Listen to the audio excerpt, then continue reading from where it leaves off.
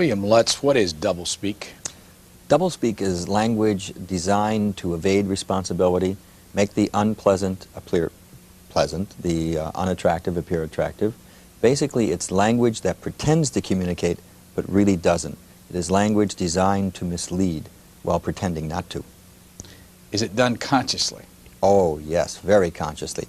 Doublespeak is not a slip of the tongue or a mistaken use of language. It's exactly the opposite.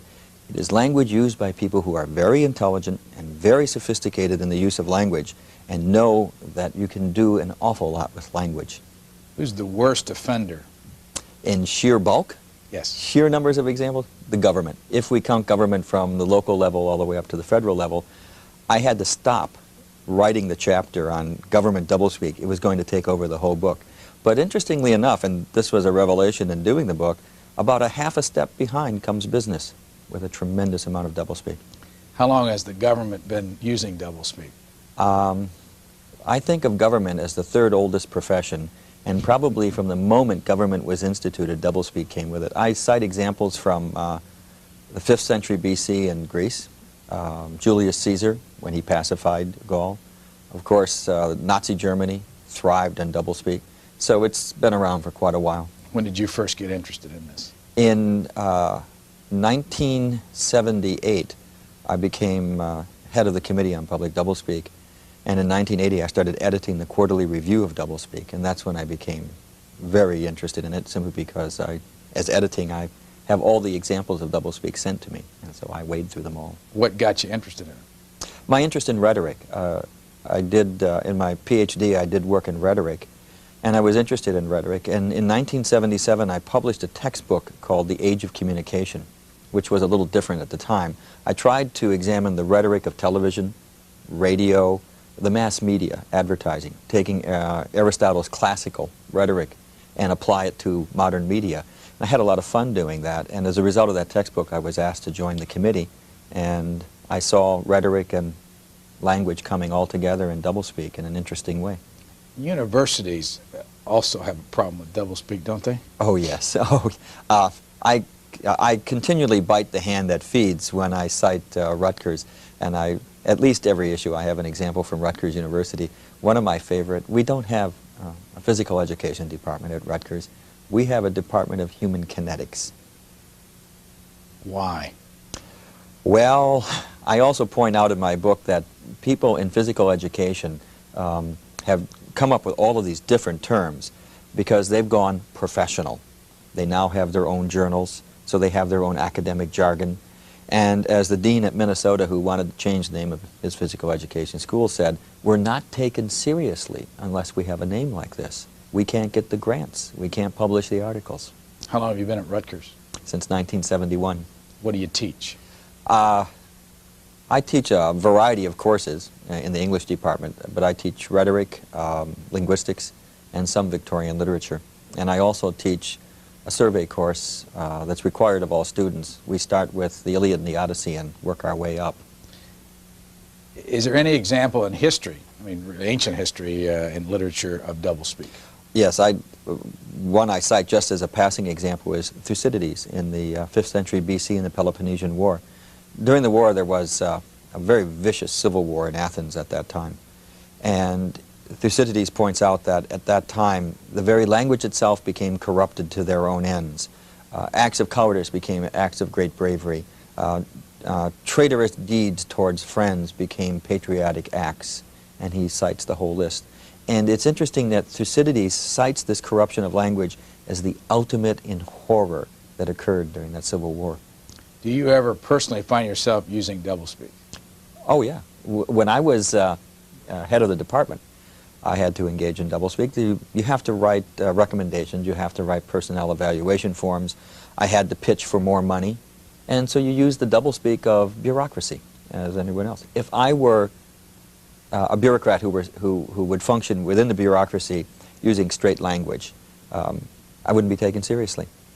It's a sort of ritualistic use of language. Are you in this whole world of doublespeak because you want to get rid of it? Oh, yes. I don't think you'll ever get rid of it. I don't think we can. It is inherent in the function of language to use language, to as a weapon or as a tool to manipulate other people. However, I think there are two things we can do. First of all, we can all become much more aware of this language. We should be aware of it so that we can at least be defensive and defend ourselves so that we're not misled through it. But secondly, there are times when we simply cannot tolerate this language. When we talk about important public issues of national policy, we should not use doublespeak as a nation. We should not use it ourselves. We should not allow the politicians who are speaking to us to use it. Language that way can be terribly corrupting in a society and can mislead all of us. And in a democracy that depends upon the active participation of its citizens, it can lead to cynicism and resentment and a withdrawal from the political process. Does that have anything to do with the reason why only 50% of the American people voted in 1988? I have a hypothesis that I would love to test, and I hope sometime to be able to do that. I would love to be able to track the pervasiveness of doublespeak as it grew, along with the decline in voting. Because the reaction I get to doublespeak from a lot of readers of the Quarterly Review as they write to me is, well, of course I know this language. I see it all over the place. I see it all the time. But you know, what else can you expect from politicians? They all lie. They all use doublespeak. It is that cynicism which leads to there's nothing I can do about it, so people withdraw and pull back. This book is in the bookstores. Yes, it is. It's $17.95. Yes. How'd you do this book? I did the book, somebody asked me, how long did it take you to write the book? I said it took me 10 years to research it and 6 months to write it. I sat down and tried to make sense out of all the doublespeak that I've been collecting, because there is a tendency to have a perception that it is scattered hither and yon. The function of the book is to gather it and focus it to show you that there is a pattern and a progression to this language. And I structured the book to have a lot of fun in the beginning and the humorous uses of doublespeak, but leading to the more important uses of doublespeak by government, the Pentagon, and the issues of nuclear war and peace, and how doublespeak corrupts that whole process. A couple little things. How did you choose Harper & Row? Actually, there were 2 or 3 publishers, and I chose Harper & Row because of the editor at Harper & Row, Hugh Van Dusen, who is one of the most respected editors in the profession. And it was someone I thought would understand the book and would help me focus it and guide it. And that's why I went with Harper & Row. Did you name it? Well, yes, I did. I had a whole bunch of titles. And I was advised not to call it doublespeak, to come up with some other kind of descriptive title, but I wanted to, because a lot of people aren't sure what they mean by doublespeak. So I put the subhead in there, from revenue enhancement to terminal living. People recognize that immediately. They may not be quite sure what doublespeak is, but boy, they know what revenue enhancement is and terminal living. They've seen enough of that language around. Is it selling? It's in the 4th printing. What's that mean? It means that they sold out the 1st printing, they sold out the 2nd printing, they sold out the 3rd printing, and they're into the 4th, and the bookstores can't keep it on the shelves. A lot of bookstores don't have it because it's back-ordered. They sell them as fast as they can get them in the stores. How big is it printing? Well, the 1st printing was 17,500. The 2nd and 3rd printings were 6,000 copies each, and I think the 3rd printing was bigger, but I'm not sure how much. I haven't found out how much that is. So it's at least another 6,000. Have you had any feedback? The feedback I've gotten from reviewers, which generally like the book, the only thing I've been faulted for is my humor. I guess I'm a little too funny at times for their taste. Otherwise, the response from the press has been interesting. Awful lot of reporters. Associated Press did 2 stories on the book. There were wire press stories in England, and you can't even buy the book in England, and I've done interviews with the BBC, and a friend of mine who lives in Ireland called me up and said it was all in the newspapers there. And he said you can't even buy the book here, and they were all interested in it. So the press, the working press, has been fascinated by the book, and I've gotten a lot more reaction from the press than I have from the traditional book reviewers. Have you been on the book tour? Yes, I've done the book tour. And I'm an academic. This is my 9th book, but it's my first trade book. I was unprepared for the world of trade publishing. My wife is a novelist. She's done 2 novels. She knows the world of trade publishing, and she has cautioned me about it. What's the word trade mean? Trade, as opposed to academic, you go into the bookstore and you can buy the book. Academic publishing is done by University Press and is more restricted, and you will find these generally in the bookstore. And it's a much smaller audience and smaller press run. This is mass market. This is writing to the public. And so when I did the book tour, I was introduced into the world of trade publishing. I found it fascinating when I was in Washington, D.C. for my tour. Just ahead of me was Judge Bork, and just behind me was William Colby. We were all making the tour, pushing our books. And you would go from radio station to TV station to press interview, and I found it a fascinating world. I met a lot of other authors. I met Steve Allen and a few other people, but we're all pushing the book. It doesn't make any difference who you are. What surprised you most about the book tour? It is tough. It's physically demanding. It's mentally exhausting. And everyone does it. It doesn't matter. Emma Bombeck, Steve Allen, big names that you would think, name alone would sell the book. They're out there doing exactly the same tour. And I think that that's important, though, because I get a sense of audience when I talk to interviewers, and you talk to a variety of people. You see how your writing is perceived. A writer never really knows what the audience sees in the text.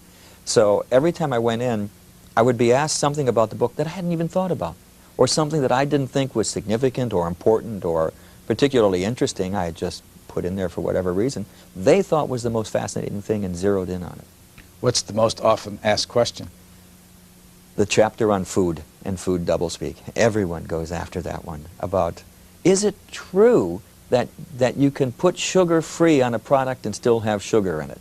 Is probably the one question I've been asked most often, because people simply can't believe that happens. How can it happen? Because sugar-free simply means they haven't added table sugar or cane sugar to it. They can add mannose, fructose, any of the syrup sweeteners, and still call it sugar-free. So you know when you eat something that's sugar-free, there's sugar in it. Oh, yes, and by the way, I found out in a radio interview when they had people in the audience calling in, a man called in and said, do you mean that there's sugar in there? I said, well, yes, there's sugars in that food. He said, well, I'm a diabetic, and my wife makes sure she buys only the sugar-free. I said, you can't eat those. You have to use only the dietetic, because that's governed by law. Sugar-free isn't. Here's a man who was threatening his health through this kind of false labeling. It was absolutely amazing. But the food chapter has really, I guess we're all interested in food for some reason. I've been asked endless questions on that chapter. Is there a particularly unusual question that you were asked on one of those call-in shows? Usually on the call-in shows, people call in to give me their examples of doublespeak, which is, I always like because I get to write things down. But the most unusual question I think I was asked was, I'm trying to think of how he put it. He wanted to know how many examples of doublespeak, to that effect, if there was an account. He wanted to know if I'd counted it. And, you know, I'd never even thought of that. And I have no idea of how many examples I have. Because all of the examples that I gather, I have in a computer database, so I can call them up quickly and search very quickly. I have no idea how many I have in there. I do know I have a lot. Any part of the country that was more interested in others? Washington, D.C. Was far more interested in it than many other parts of the country. It was interesting. When Harper & Row went to market the book, there was very little interest in it by West Coast distributors. There was a minimal interest in it. I think they took copies simply because the first print run was so large, they figured you can't really ignore a book like that. But they weren't. In fact, I had phone calls from Los Angeles.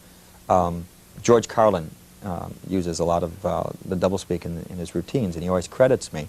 And he called me up and he said, I want your book, but I can't find it. I said, try ordering it. He couldn't even get it in his bookstore, and he said he was trying to get the bookstore to stock it for me. So that part of the country wasn't interested, but the Midwest was interested, but the East Coast, New York and Washington, D.C., the book took off immediately. Is there anything to the possibility that because we here in this town are the champions of doublespeak, do we know we're the champions of doublespeak and can't get out of it? I think it's that people in Washington, D.C. that I meet kind of proud about that. Well, we really know this stuff. Cabbies tell me this. When you're here for the book tour, what's your book? And I tell them, boy, we know that. And the cabbies will start giving me examples. I think people in Washington, D.C. and New York are extremely sensitive to language. They live in a language environment that is probably more intense than other sections of the country, and they're more aware of it. So I think the book struck a responsive chord for that reason. I find that people, a couple of people that I've talked to, the first thing they did when they got the book, they'll pick it up and they'll look, there's an index of doublespeak terms, to see if their favorite term is in there. That's the first thing they want to know. And then they'll say, well, you didn't include, and that's the reaction. It's a personal reaction. It seemed like you self-consciously pointed out in the early part of this book that there are no footnotes. Is that because you are an academician and you always had footnotes in all the other books? I write footnotes a lot. And I think I wanted to reach a wide audience, and I had a choice. Either I could, even documenting it, by the way, putting the footnotes in the back and endnotes, anybody reading a text that sees all these little numbers all the way through it, they just don't, I think that it scares them off, and it changes the whole tone of the work. So I wanted to say, all of these examples are real. I can document all of them, but I'm not going to include the documentation here. And in those instances where I've been asked to document them, I've documented them. It's only got 290 pages, small book. I think it's long, actually, for the material. It's pretty dense material. And the challenge in the book was to make it readable. I didn't want it to be just a listing of terms. I wanted to show that there's a coherence to this, first of all, and secondly, that this can be fun and enjoyable to read at the same time that it's educational. I don't see anything wrong with laughing and learning at the same time, and that's the kind of book that I wanted to write. What are the other books that you've done? You don't have to go through every one of them, but in general, what Well, areas? at the same time that I published that, I published a collection of essays on doublespeak by the National Council of Teachers of English, in which I asked a group of scholars to each contribute an essay on an aspect of doublespeak. So I edited those and published that book. I edited the revised edition of the Webster's New World Thesaurus, published by Simon & Schuster. I'm probably one of the few people who has ever read the dictionary from cover to cover twice. And I edited that thesaurus. And then a variety of textbooks on rhetoric and on writing, and a book on revolution and revolutionary theory. What did you learn when you read that dictionary from cover to cover? Boy, did I learn a lot about words. I learned a lot of archaic words, a lot of archaic definitions. But, you know, the dictionary is fascinating to read. You can pick it up and flip it open and start reading. A good dictionary. Too many of the desk dictionaries are so edited down that there's no life to the language or life to words. If you get a good desk dictionary that gets into the background to the words and the words in context, words are fascinating and fun, and language comes alive on the page. And in writing the thesaurus, you get into the shades of meaning, the nuances, and the power of words, and the images that they can create in your mind. What are the best dictionaries? Well, there's the unabridged is the dictionary you always want of reference. What does that mean, unabridged? Unabridged means absolutely everything is in there. They have edited out nothing. Every definition, every meaning of the word, every example, which is why the unabridged is about that thick. All the dictionaries that we deal with are abridged, which means that they take out a lot of the specialized words and try to boil it down to a core of words that are everyday usage, and then they'll cut back even the meanings of the words. Even in the thesaurus, a word like fix, a verb fix, can have up to 28 different meanings. But you normally don't list all 28. You'll maybe pick 14 or 12 of common usage. So, what's the difference between a dictionary and a thesaurus? A dictionary gives you the meanings of the words, all the meanings and a strict definition for each one. A thesaurus gives you synonyms for the word. So if you want to look up the adjective busy, you want synonyms for that word, words that say the same thing, but not quite, shades of meaning. One of the phrases I gave was in conference. I just had an experience a couple weeks ago where somebody saw one of these shows and criticized me for using a word incorrectly. And I think the word was parochial. I was referring to something that was, you know, special for a small group, parochial. And she said, you're just not using it, or the word is provincial. So I trotted off to my dictionary and found out that I was right. And so was she. Yes. So who writes these things? And I mean, who writes the dictionary in the first place? Lexicographers write it. The World Dictionary is produced in Cleveland. If you go to Cleveland, Ohio, you will find in a building downtown that there's a floor that Simon & Schuster has for their dictionary staff, and there's a group of people who sit around and they read. They read magazines, newspapers, and they look for words and new meanings of words. And these are pulled out and entered into the computer. And that's what you do. And what company is Simon & Schuster? What's the name on that dictionary? Webster's New World Dictionary. Unabridged. They're working on an unabridged. The unabridged, I'm not sure when the next date is coming out. They have a huge collection of new meanings and new words. And whenever they pick those out, they have to take the sentence in which it was used, what's called the citation, so that the meaning is perfectly clear in that sentence for that shade of meaning. One of the things that I did in my book, I learned from them. All of my examples of doublespeak are not only real, but I have the original context in which the phrase occurred, or I won't use it. So I have file drawers filled with clippings and memos and letters that have been sent to me in which the word is used in context so that I can see that the example of doublespeak is real, it's serious, and how it is used. And that's the only way that I'll accept an example. I'll get off this dictionary in a second, but this is interesting. How many people are involved in producing the Webster's Unabridged Dictionary? Oh gosh, there's a lot of people. This is a big undertaking. You'll have, I met the senior editorial staff that I met consisted of 8 people. These are the senior editors. And below them will be all kinds of other editors and citation checkers and any number of people. You're talking a lot of people to do this. I suppose it sells millions of copies, or? Well, it will sell over a period of the life of the book will be 20, 30, 40 years, and then periodically updating it as they go along. But it is labor intensive. Computers have really helped. They used to keep all these citations and index cards, by the way, in boxes. Now, of course, they can keep it in a computer database and pull things together. The Random House Dictionary was the first dictionary produced by computer. When they brought out the Random House Dex Dictionary. That was the first one. Webster's, Random House, other names? Let's see, there's Webster's, there's Random House, American Heritage. Those are probably the 3 best dictionaries. Oh, then there's the Webster's 7th Collegiate Dictionary. What's that mean? Just 7th edition? Name, 7th edition. Now they're up to the 9th edition or something. It's Webster's, whatever number they use. What about overseas? Oxford, do they have a dictionary? Well, there's the Oxford English Dictionary, which is the ultimate dictionary in the world. That's just a joy and a delight to read. It traces the entire history of a word, from its first occurrence in English all the way through, giving you the dates, the source, and the citation. You can look up a word and find its entire history. If you go to the OED, as it's called, you can look up the word nun and nunnery, and you will understand why when Hamlet turns to Ophelia and says, "Get thee to a nunnery," she runs off the stage in tears. If you go to the OED and look up the meaning for nunnery at the time of Hamlet when the play was written, you will find out that it meant brothel. Doublespeak is your book, and you say it's in its 4th printing. Do you want this to change anything, this specific book, and have you seen any evidence that, besides the journalists and the call-in shows and all that kind of stuff, that somebody's taking this book and using it to change things? Hey, boy, what a great question to ask. I just got a newspaper clipping, in which there's a letter to the editor quoting my book to support the argument that the person is making about deceptive language.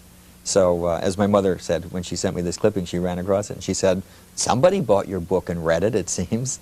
I would hope that I will change things by... I produce what I like to think of as a handbook for survival in the 20th century, in the age of the media, so that people will become critical consumers of language. We talk about the consumer movement where you have to be aware of the product that you buy when you go and purchase something. You have to be aware of the language that's used in our society. You are just as much a consumer of language as you are a consumer of goods. And so you have to be a critical consumer of language, just as you're a critical shopper. And if you run across language that's defective, take it back, just like you take back the defective toaster, and say, "I want an exchange on this one. Give me language that works. Give me clear language." In your acknowledgments, something popped out of the page. I would like to thank the gracious women of the Four Arts Club of Elkhart, Indiana, who listened to an early version of Chapter 2 and laughed at all the right places.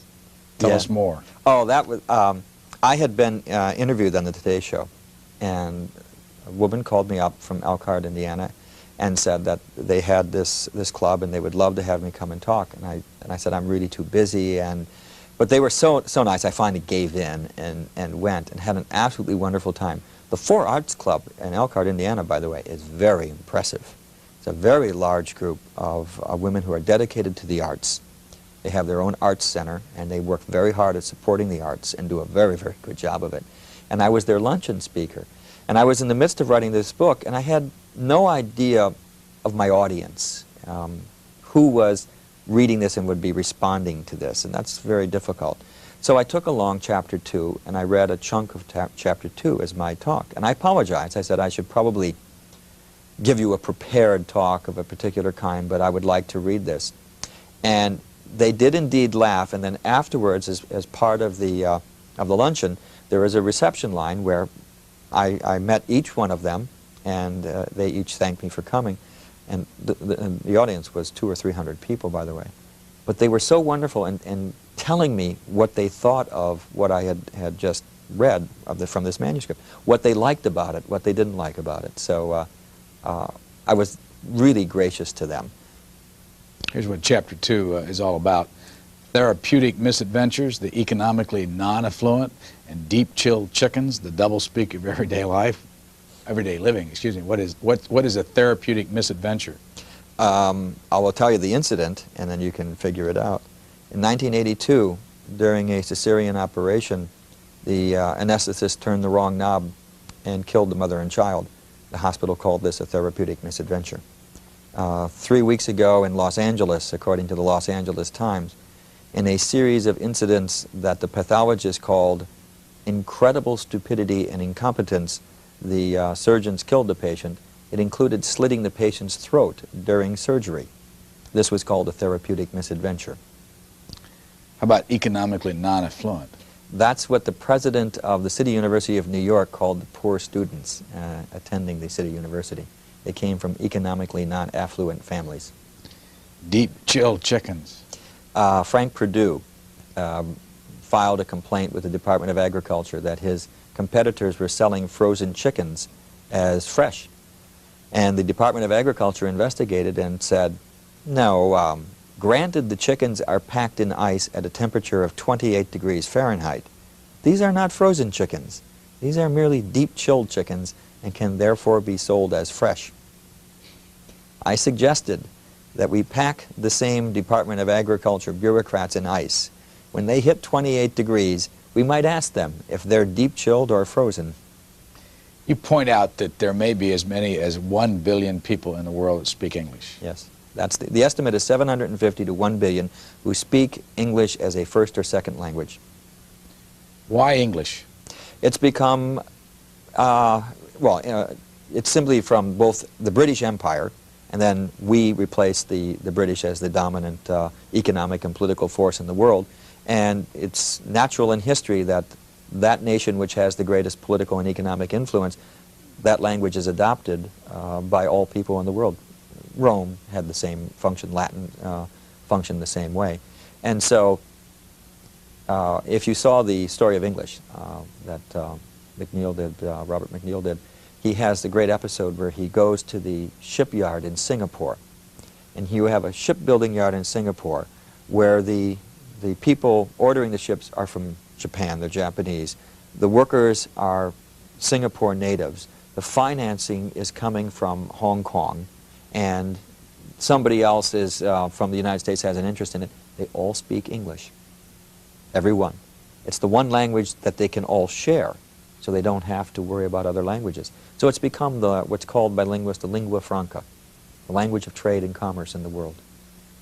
I've been sitting here trying to total it up. You got 250 million Americans, 58 million Brits, 17 million Australians, 26 million Canadians. Do all the Indians in India speak English? A great number of Indians speak English, great number of people in China, Japan. You can go to particularly the Far East and the Near East, and find a lot of people. Go to Greece. One of the television channels in Greece is all English. It's broadcast in English. What about the Soviet Union? Oh, a large number too in the Soviet Union. When I taught in China for a while, and my students were all, they not only spoke English, they were learning to write proficiently in English, that they would have a mastery of the written language, which is extremely difficult when you learn a foreign language. And for them, becoming very proficient in English was important for their economic success. One of my students had as his goal to be a high-level government translator, for example. At the very least, they could be tourist guides and have other functions. But being proficient, and English wasn't their only language, by the way, they had to know at least two. Most of my students were proficient in English and Russian.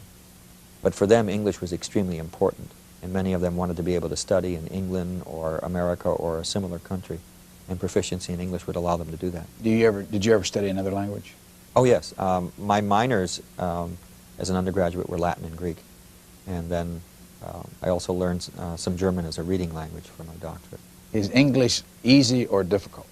As a linguist, no language is any easier or more difficult than any other language, a linguist will tell you. As a practical matter, in pronunciation, after you reach a certain age of maturity, you will never be able to speak a language like a native speaker, because your physical properties of producing speech will evolve in such a way that you can't produce certain sounds as accurately as a native speaker. It's simply a physiological fact of life.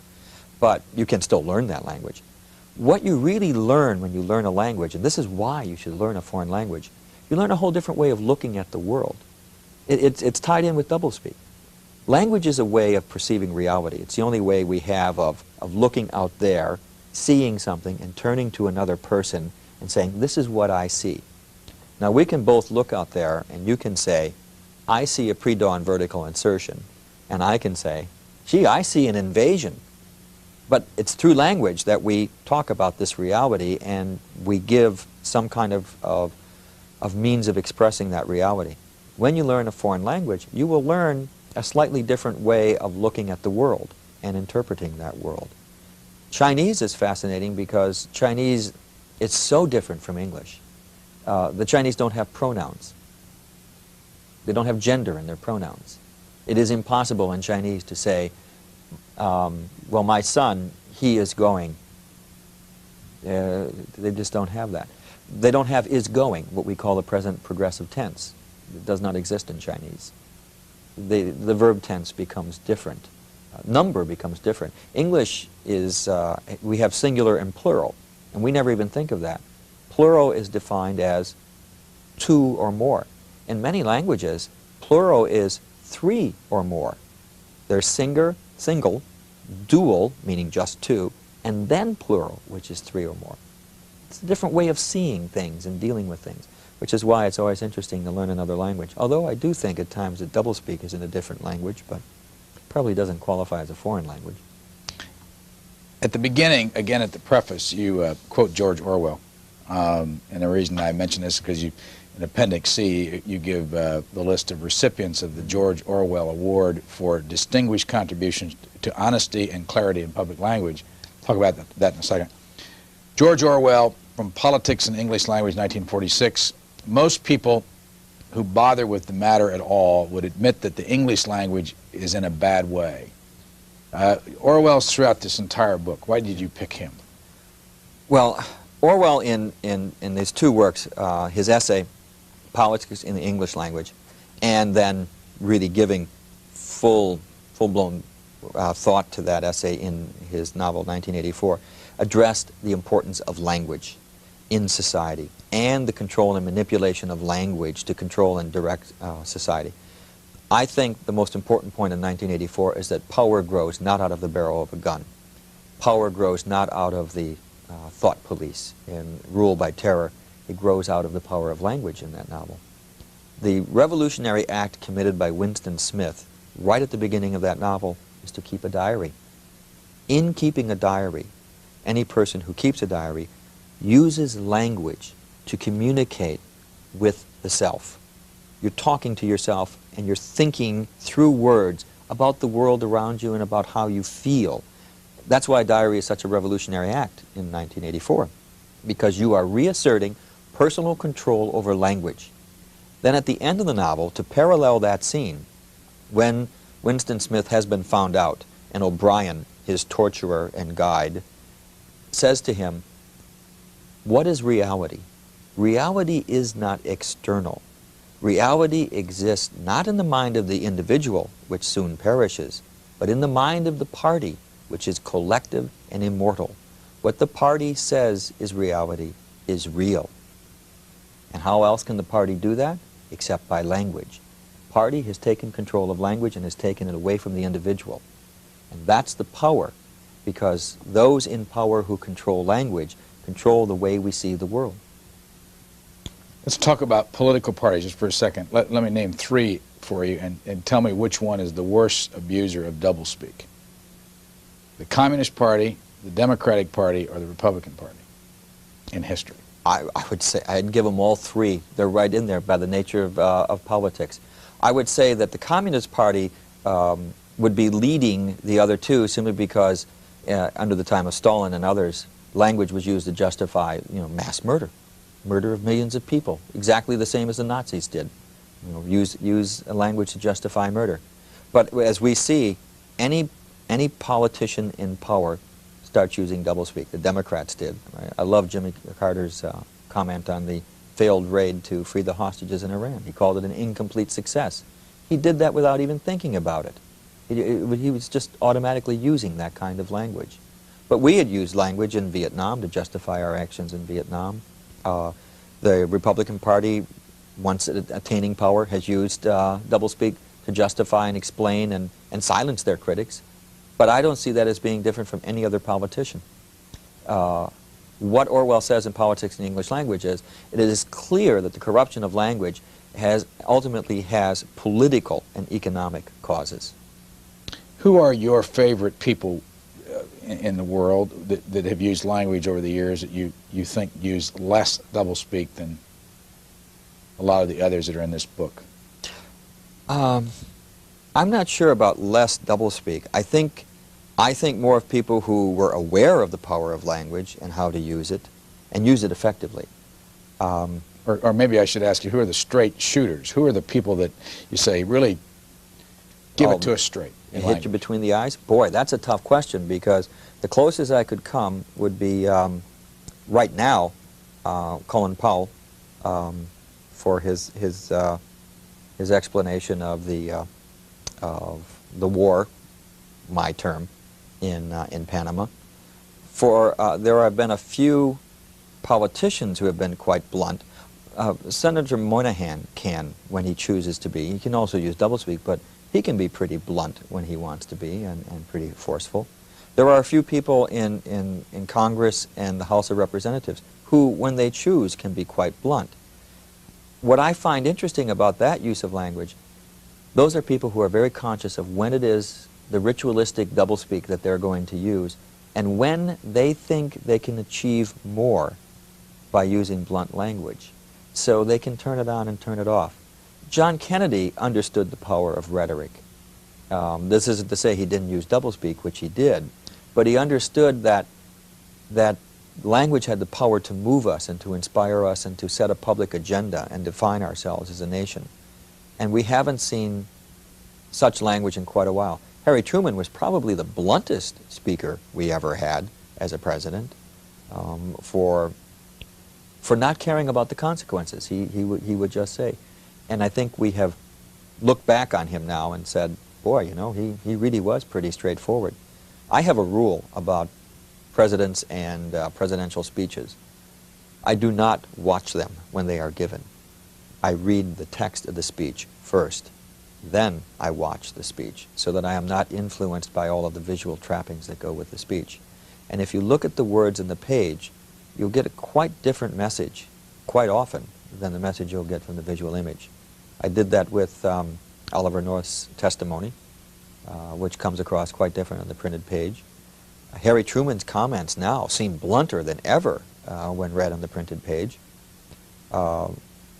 Richard Nixon doesn't seem quite as flat on the printed page as he was in life, because I think his persona overshadowed his words, and at times his language isn't as duplicitous as some people thought it was in some instances, although he was capable, as we saw during Watergate, of using a lot of doublespeak.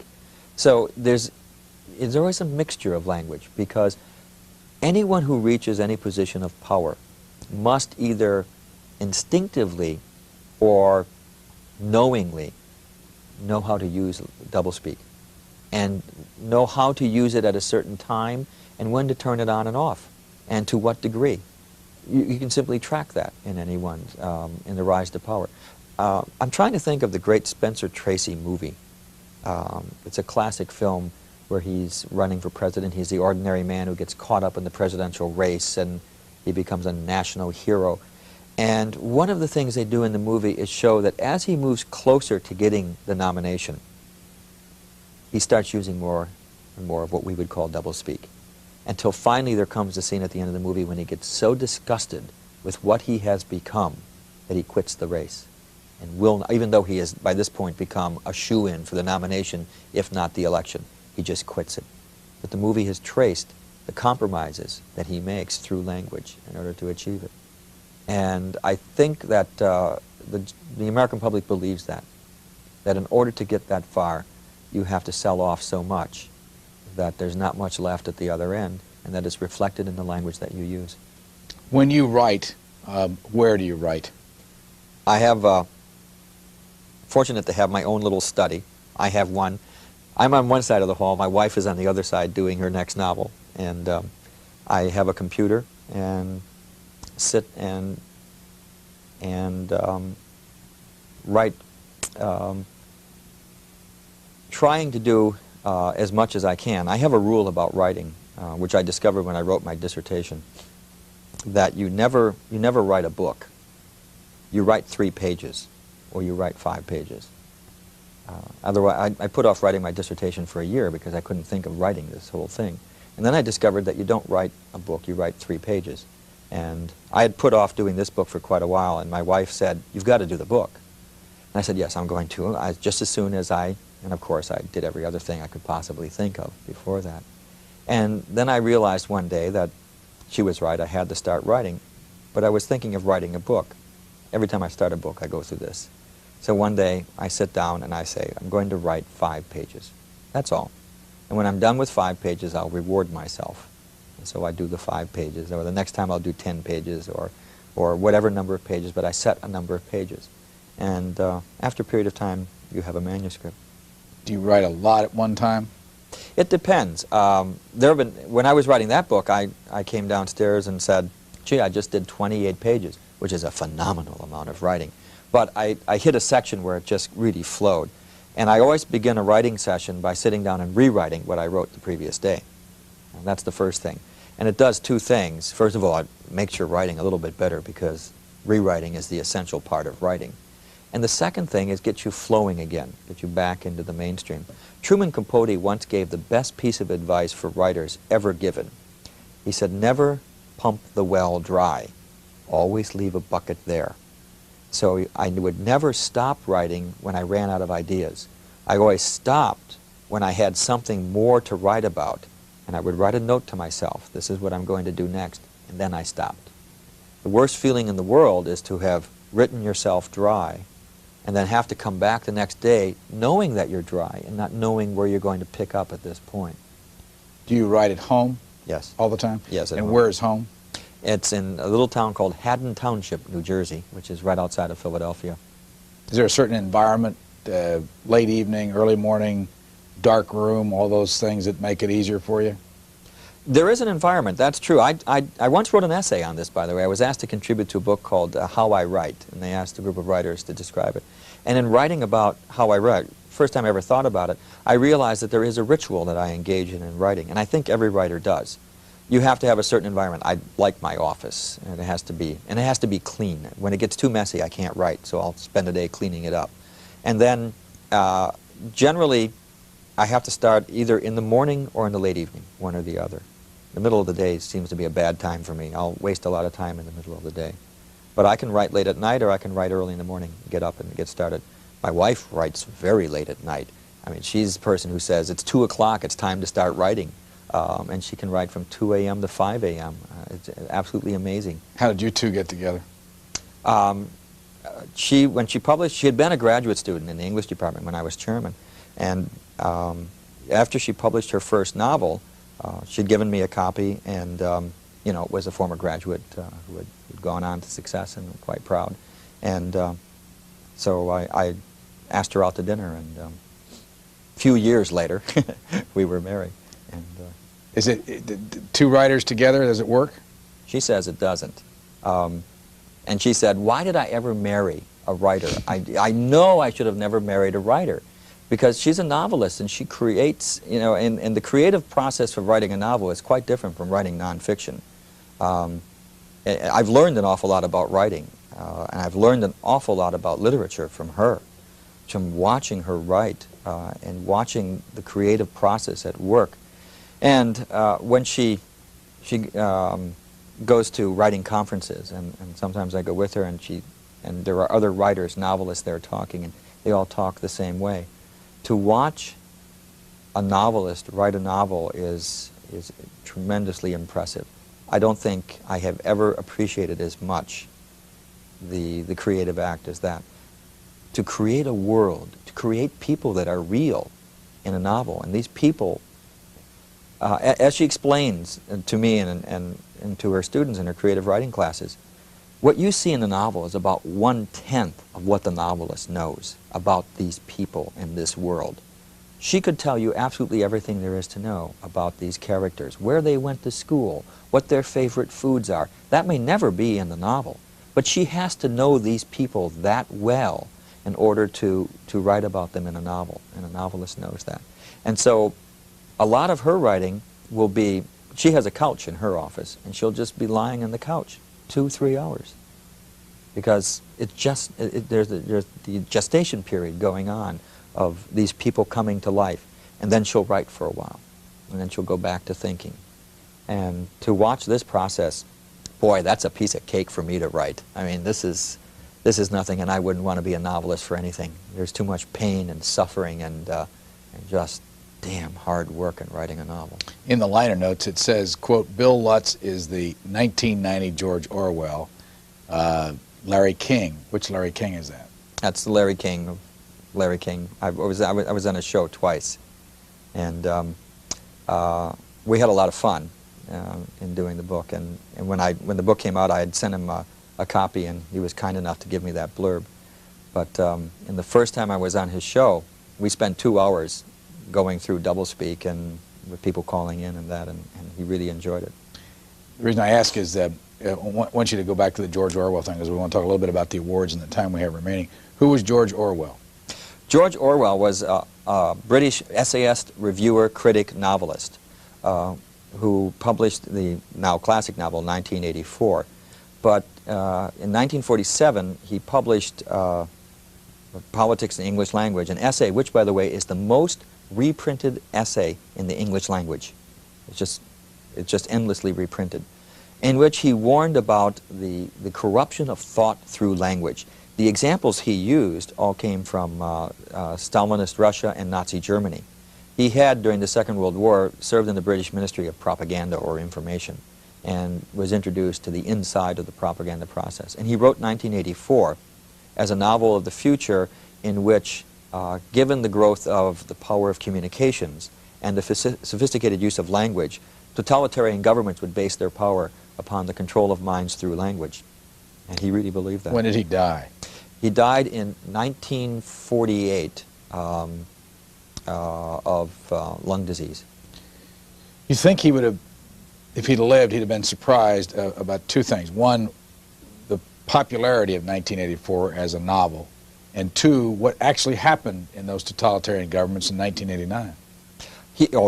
By both of those. First of all, there's a whole discussion over why this novel became so popular. It was originally titled, by the way, The Last Man in Europe, and it got the title 1984 by flipping the last 2 digits of 48. Oh, by the way, he died in 49, because he died right after the novel came out. Novel did only modestly well. After he died, however, it got tremendously popular. He also published Animal Farm, that classic, which was soundly denounced by the Communist Party and also got a lot of press. But it wasn't until after his death that the novel became as popular as it was. In 1984, that novel sold 50,000 copies a week in the United States. In 1984. In 1984, in the year of 1984. Did the fact the novel existed or exists have any impact on making sure that it really didn't happen?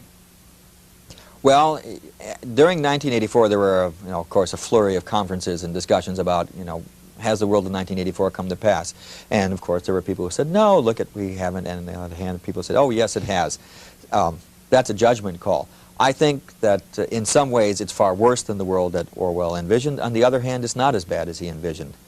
The events in Eastern Europe show us that it is becoming almost impossible to control the information environment as tightly as Orwell envisioned it. The only country I can think of that can do that now is North Korea. They're the only one that is they're hermetically sealed from the rest of the world. Romania is trying to be hermetically sealed, and I don't know how successful they will be. But as the Chinese government found out, the existence of telephones and fax machines and personal computers simply makes it impossible to control language and therefore ideas in the way that Orwell saw it in 1984. But I think that what governments have done is they've just gone a step beyond that. They will let the information flow. They will just try and control the way that the content of that flow of information. Now, the George Orwell Award for Distinguished Contribution to Honesty and Clarity in Public Language, Donald Bartlett and James Steele, reporters for the Philadelphia Inquirer in '88. Yes. Oh, in '88 it was Edward Herman, professor of finance at the, that was '88. That was '88. '89. They did a series of articles in the Philadelphia Inquirer on the tax reform bill showing that through false, deceptive language that was inserted into the bill, billions of dollars in special tax breaks were given away to individuals and companies and corporations. And it was all done through deceptive language that no one knew, understood the language. It was written in such a way that it applied only to one individual. Great example. One business was defined as a family farm in that bill, thereby giving them the special tax breaks for farmers. That business employs 25,000 people and has a gross income of over $1.5 billion a year. The tax bill called them a family farm. '87 was Noam Chomsky for On Power and Ideology. '86 was Neil Postman, Amusing Ourselves to Death. '85 was Torben Verdergaard and Kim Schroeder. Yeah, they're two Danish professors. And one more, '84, was Ted Koppel, moderator of ABC's television program Nightline. Yeah. In general, who gives the George Orwell Award, and what's usually the reason? Well, the Committee on Public Doublespeak of the National Council of Teachers of English. We take nominations from anybody who wants to give us nominations. We vote. We have 35 members on the committee. They're all teachers of English. We have one statistician and one philosopher on the committee, and we vote. What we look for is someone who has contributed to clarity in language and public discourse. Nightline, I think, is a good example. Ted Koppel, I think, is famous for saying, wait a minute here, can we back up and explain that one for a minute? I mean, he's very good at doing that, and we think that that contributes to clarity in discourse.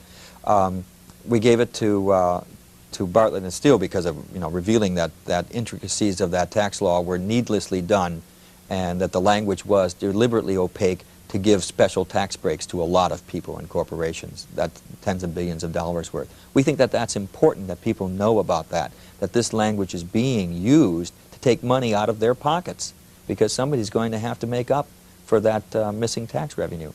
So we're looking for people who contribute to honesty in language, clarity in language that way. Okay, the recipients of the Doublespeak Award. Same group give out? Yes, the same group. We vote each year, and from the nominations that we receive, and we try to give the award as a symbolic award to an American public figure who has used doublespeak that has consequences of some kind on public policy or a public issue. In 1989, we gave it to Exxon Corporation for calling the 35 miles of shoreline in Alaska environmentally clean. When reporters pointed out that there was still oil all over the place, an Exxon spokesman said, well, clean doesn't mean that every oil stain is off every rock. It means the natural inhabitants can live there. Let me go quickly through the list through the 80s. 80 was Ronald Reagan. 81 was Alexander Haig. 82 was the Republican National Committee. 83, Ronald Reagan. 84, the Department of State. 85, the CIA. 86, NASA. 87, Lieutenant Colonel Oliver North. And 88, Defense Secretary Frank Carlucci, Admiral William Crowe, and Rear Admiral William Fogarty. A political question to you. If someone read that list, they would think possibly that this is a one-sided award to only one side of the political spectrum. Well, for this reason, the Republican Party has been in power for 8 years. And so, you know, when Jimmy Carter was in, he got it. So, you know, these are the people who have the power to affect public policy through their language. As I point out, Democrats don't get quoted too much these days. They're not in power. If they get in power, they'll be right in there in the list with everybody else. I don't see it. I mean, we cited Dukakis during his campaign for his doublespeak, which he used. And if he had been elected president, he'd be in the running along with everyone else. Either Republican or Democratic Party better than the other when it comes to doublespeak? No, they both use it. It seems to go with the territory. Our point is that, as Orwell said, it's political language, and political language tends to, in the 20th century, to be this kind of misleading and deceptive language. Whether it's Johnson, by the way, the legacy from the Johnson administration was the language of Vietnam and the language of the poverty program, which stopped calling people poor and started calling them disadvantaged, and stopped talking about slums and ghettos, but the inner city. I mean, that's a heritage of doublespeak from the Johnson administration. Let me go back to when we started this conversation. I asked you, I think in the beginning, is this done on purpose and with calculation? And you said yes. Yes. In fact, I cite a couple incidents in the book where I can document it was done. One is revenue enhancement. They had a meeting in the Office of Management and Budget. They said, we need a phrase to replace tax increase. They came up with revenue enhancement. When Lawrence Kudlow, the economist, was asked why they did that, he said, because there's no better way to sell economic policy than the euphemistic route. He was quite proud of the fact that they came up with that phrase. And Peacekeeper, as the name for the MX missile, again, Robert McFarland chaired the committee meeting in which he facetiously suggested that they couldn't name it Widowmaker, could they? So instead they came up with Peacemaker. But later, President Reagan misread his cue cards and said Peacekeeper. And since it was a televised speech, it became the Peacekeeper. And it was a name that was deliberately designed to make a nuclear missile sound nice. Does it work? Yes. Oh, of course it works. I mean, most people don't hear it. They will hear some of it, but not all of it. One of my favorite examples from this past year is the Resource Development Park that they were going to establish in Kansas City, until the good folks in the neighborhood where they were going to put the park asked, what is a Resource Development Park? Do you know what a Resource Development Park is? In Kansas City, it's a dump. They were going to put a dump in their neighborhood until somebody asked what it meant. They deliberately invented that phrase to try and slip a dump into the neighborhood without anyone noticing it until it was too late. We just have a short time left, and there are a number of things that our audience may be interested in. I've got here in my hand the quarterly review of Doublespeak. Is there an organization that you can join if you want to get into this deeper? You don't have to join. You can just subscribe to that. In fact, most of the subscribers are civilian public and not even English teachers. It's $8 a year. It's subsidized by the National Council of Teachers of English. So that's why the cost is so low. Where do you get it? You can simply write to the quarterly review of Doublespeak in Urbana, Illinois. Is this I've got the 1111 Kenyon Road, Urbana, Illinois. Yes. 61801, National Council of Teachers of English. And $8, and you're a subscriber. You get you're a subscriber. And what will you get out of this? I edit it. You will get all the latest examples of Doublespeak that are sent to me, which I put in there. Articles on Doublespeak, book reviews on books of interest, cartoons, short pieces on what's the latest in advertising Doublespeak, and I try to make it fun and funny and interesting and entertaining at the same time. You also learn things like how to read public opinion polls so that you're not misled by the results. One last question, your favorite Doublespeak word or phrase? The Department of Defense, which until 1947 was the Department of War. The book is called Doublespeak, and it's written by William Lutz, published by Harper & Row, in your bookstores. Thank you for joining us. Thank you.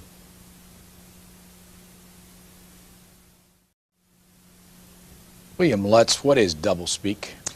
Doublespeak is language designed to evade responsibility, make the unpleasant appear pleasant, the unattractive appear attractive, Basically, it's language that pretends to communicate but really doesn't.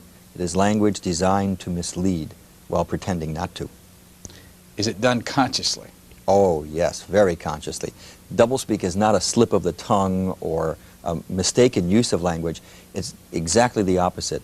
It is language used by people who are very intelligent and very sophisticated in the use of language and know that you can do an awful lot with language. Who's the worst offender? In sheer bulk, Yes. sheer numbers of examples, the government. If we count government from the local level all the way up to the federal level, I had to stop writing the chapter on government doublespeak. It was going to take over the whole book. But interestingly enough, and this was a revelation in doing the book, about a half a step behind comes business with a tremendous amount of doublespeak. How long has the government been using doublespeak? I think of government as the third oldest profession, and probably from the moment government was instituted, doublespeak came with it. I cite examples from the 5th century BC in Greece, Julius Caesar, when he pacified Gaul. Of course, Nazi Germany thrived on doublespeak. So it's been around for quite a while. When did you first get interested in this? In changed the name of his physical education school, said, we're not taken seriously unless we have a name like this. We can't get the grants. We can't publish the articles. How long have you been at Rutgers? Since 1971. What do you teach? I teach a variety of courses in the English department, but I teach rhetoric, linguistics, and some Victorian literature. And I also teach a survey course that's required of all students. We start with the Iliad and the Odyssey and work our way up. Is there any example in history, I mean ancient history in literature, of doublespeak? Yes, one I cite just as a passing example is Thucydides in the 5th century BC in the Peloponnesian War. During the war there was a very vicious civil war in Athens at that time. And Thucydides points out that at that time the very language itself became corrupted to their own ends. Acts of cowardice became acts of great bravery. Traitorous deeds towards friends became patriotic acts, and he cites the whole list. And it's interesting that Thucydides cites this corruption of language as the ultimate in horror that occurred during that civil war. Do you ever personally find yourself using doublespeak? Oh yeah. When I was head of the department, I had to engage in doublespeak. You have to write recommendations, you have to write personnel evaluation forms. I had to pitch for more money, and so you use the doublespeak of bureaucracy as anyone else. If I were 78, I became head of the Committee on Public Doublespeak, and in 1980 I started editing the Quarterly Review of Doublespeak, and that's when I became very interested in it, simply because as editing, I have all the examples of doublespeak sent to me, and so I wade through them all. What got you interested in it? My interest in rhetoric. I did, in my PhD, I did work in rhetoric, and I was interested in rhetoric, and in 1977 I published a textbook called The Age of Communication, which was a little different at the time. I tried to examine the rhetoric of television, radio, the mass media, advertising, taking Aristotle's classical rhetoric and apply it to modern media. And I had a lot of fun doing that, and as a result of that textbook I was asked to join the committee, and I saw rhetoric and language coming all together in doublespeak in an interesting way. Universities also have a problem with doublespeak, don't they? Oh yes. Oh, I continually bite the hand that feeds when I cite Rutgers, and at least every issue I have an example from Rutgers University. One of my favorite, we don't have a physical education department at Rutgers. We have a department of human kinetics. Why? Well, I also point out in my book that people in physical education have come up with all of these different terms because they've gone professional. They now have their own journals, so they have their own academic jargon. And as the dean at Minnesota, who won out of readers of the Quarterly Review, as they write to me, is, well, of course I know this language. I see it all over the place. I see it all the time. But, you know, what else can you expect from politicians? They all lie. They all use doublespeak. It is that cynicism which leads to there's nothing I can do about it, so people withdraw and pull back. This book is in the bookstores? Yes, it is. It's $17.95. Yes. How'd you do this book? I did the book, somebody asked me, how long did it take you to write the book? I said it took me 10 years to research it and 6 months to write it. I sat down and tried to make sense out of all the doublespeak that I've been collecting, because there is a tendency to have a perception that it is scattered hither and yon. The function of the book is to gather it and focus it to show you that there is a pattern and a progression to this language. And I structured the book to have a lot of fun in the beginning and the humorous uses of doublespeak, but leading to the more important uses of doublespeak by government, the Pentagon, and the issues of nuclear war and peace, and how doublespeak corrupts that whole process. Couple little things. How did you choose Harper and Row? Actually, there were 2 or 3 publishers, and I chose Harper and Row because of the editor at Harper and Row, Hugh Van Dusen, who is one of the most respected editors in the profession. And it was someone I thought would understand the book and would help me focus it and guide it. And that's why I went with Harper and Row. Did you name it? Well, a bureaucrat who would function within the bureaucracy using straight language, I wouldn't be taken seriously. It's a sort of ritualistic use of language. Are you in this whole world of doublespeak because you want to get rid of it? Oh, yes. I don't think you'll ever get rid of it. I don't think we can. It is inherent in the function of language, to use language as a weapon or as a tool to manipulate other people. However, I think there are 2 things we can do. First of all, we can all become much more aware of this language. We should be aware of it so that we can at least be defensive and defend ourselves so that we're not misled through it. But secondly, there are times when we simply cannot tolerate this language. When we talk about important public issues of national policy, we should not use doublespeak as a nation. We should not use it ourselves. We should not allow the politicians who are speaking to us to use it. Language that way can be terribly corrupting in a society and can mislead all of us. And in a democracy that depends upon the active participation of its citizens, it can lead to cynicism and resentment and a withdrawal from the political process. Does that have anything to do with the reason why only 50% of the American people voted in 1988?